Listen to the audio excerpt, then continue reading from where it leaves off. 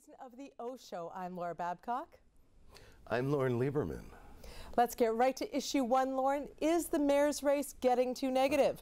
We have exclusive video for you tonight from the Cable 14 mayor's debate, which is going to air in a couple of days here on the station.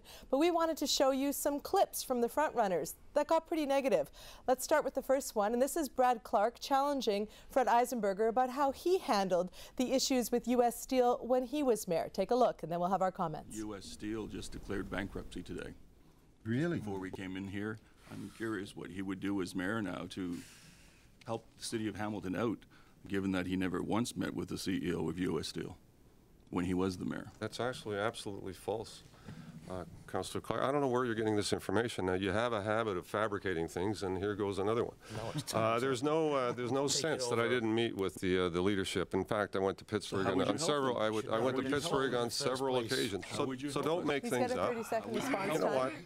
So here's my Sorry, Brad. Sorry, he gets a 30-second response time, so let's let him have it, and then you can have an open floor. Go ahead. I was trying to respond, but I couldn't quite get finished. I'm giving you a chance. Go ahead. So, you know, we need a kind of collective community approach in terms of dealing with all the brownfields down at the waterfront. And, you know, you would have thought that we'd have started some time ago, because this is not news. This is something that's been coming along for quite some time. So I think we need to work with our federal and provincial partners. We need to sit down with all of them. We need to sit down with U.S. Steel to the degree that we can, and start talking about what the futures of those lands are. What are we going to do about the pensioners that are going to be impacted by this? And I think that's a significant issue. And those discussions should have been happening for the last 2 or 3 years. And I did do that in the 4 years that I was there. But McCaddy sits on the Steel Committee. It was this 4 years that it was done. We work hard on the Steel Committee. We sit with local 1005, and Lake Erie Works are on the committee as well. And that is the big issue, is the pension issue. Right. There's about 8,000 pensioners implicated if U.S. Steel goes forward with bankruptcy. And the federal government, of course, required U.S. Steel to make investments in the Lake Erie and Hilton Works, and they didn't do so. They took them to court. They settled out of court, and we have no idea what the federal government settled with U.S. Steel behind closed doors. We've asked for the Freedom of Information request. It comes back all redacted with no information at all. We need the province of Ontario to step up in terms of the topping up the pension, but we need to keep the pressure on the federal government with the 2015 budget coming up, as we need to protect those pensions for our steelworkers. And it was the current mayor and the current council that actually did the hard work in the Steel Committee, and actually have the report coming back to show us what exactly it would cost Hamilton if U.S. Steel went bankrupt. Thank goodness they had the foresight to do that. That could have been done 8 years ago, but it wasn't done. Well, Brad is being very complimentary to Councillor McCaddy on the situation, but Councillor McCaddy is, as much as he's receiving the compliment, is suggesting that the city has gotten nowhere on this file. The question being, is it too negative? Couching that within the context of what's going on at the former Stelco at U.S. Steel, this is not a municipal issue. What is the city of Hamilton going to do for the 8,000 plus pensioners, other than lobby senior levels of government? I don't think it's really a municipal issue beyond caring and trying, but there's nothing City Hall can do on that front. Well, the night of the Cable 14 debate was the night that this story broke. Right. And so that's why they were addressing it. And you saw off the top there, Councillor Clark kind of go after Fred when he was mayor, challenging his record about whether or not he had in fact taken the meetings he should have taken to maybe stem some of this early on. And you heard, of course, Fred's response to Clark's attack on that. There was another moment, though, in the debate that I want to show you now, where Fred Eisenberger got in a shot at Brad Clark, and we're going to talk about that because it was quite a scandal 8 years ago, if you're around. It goes to some of the bad blood that's underneath this mayor's debate, and we want to get right into it. Let's have a look at this clip. I think it's one of those issues that is fundamental to our democracy, and I think it's certainly an issue that many communities are now getting a hold of. We're in Hamilton, we're sharing an integrity commissioner with another community, and it's cost-effective, not particularly expensive, as long as we don't have one-off investigations like we did with Mr. Clark and myself. That was expensive, and it cost $160,000 to do, and that was unnecessary, largely because Mr. Clark decided to release a tape that he thought would embarrass me. So, you know what, I think, you know, in that particular case, that was a costly venture. But in most cases, I think it's a good idea to have an independent arbiter of the issue, let them review all the issues around that, and not leave it to council, because council isn't particularly unbiased.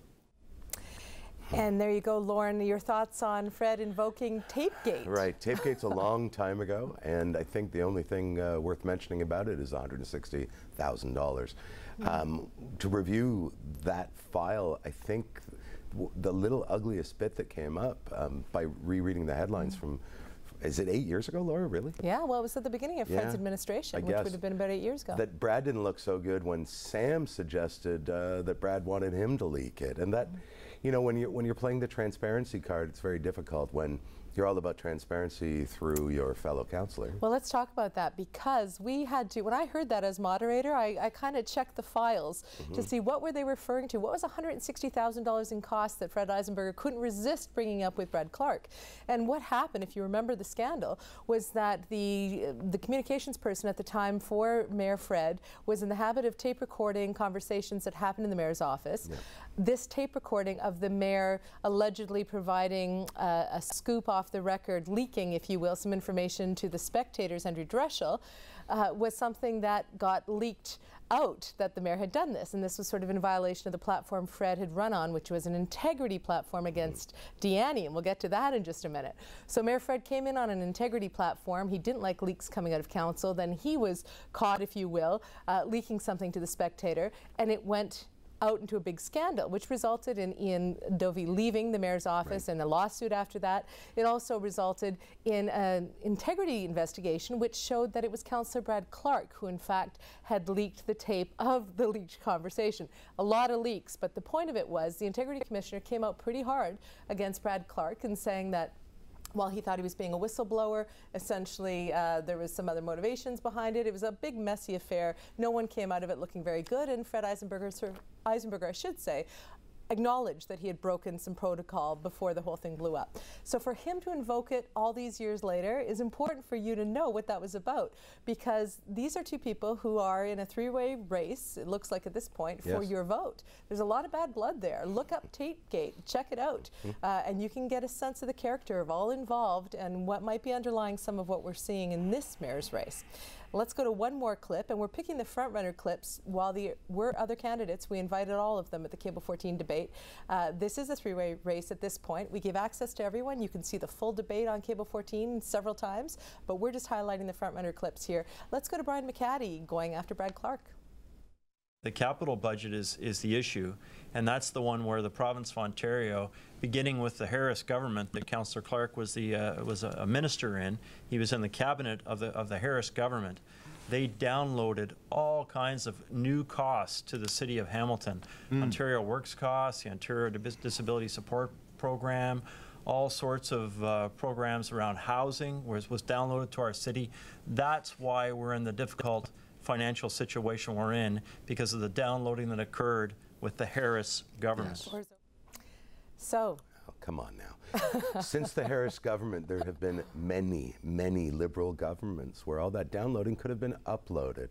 So to paint Councillor Clark as some horrible monster Conservative Tory is a little bit ridiculous. That's certainly not the way he has been voting all the years that he has been on council. And I'm not sure that Harris Tory even means anything. It's so long ago. Well, it's interesting because you saw at different points in that debate Brad Clark actually be very proud of his record as a transportation minister. And he talked about when he entered government with Harris and what role he had.